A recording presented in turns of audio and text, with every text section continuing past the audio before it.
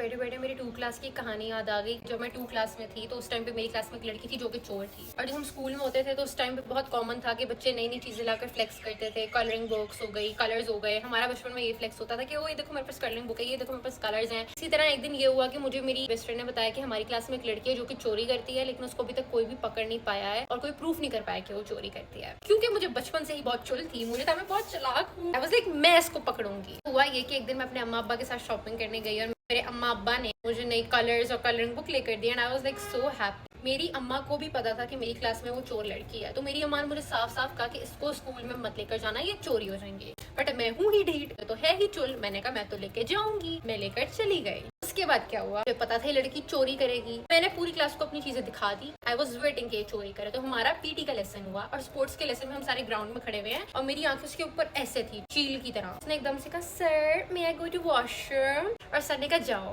And I was like बेटे मुझे सारा पता है तू कौन से वॉशरूम में जा रहे। खैर वो वॉशरूम से वापस आ गई। उसके बाद मैंने कहा sir may I go to washroom. मैं गई क्लास में, मैंने अपना बैग खोला और मेरी कलरिंग बुक गायब।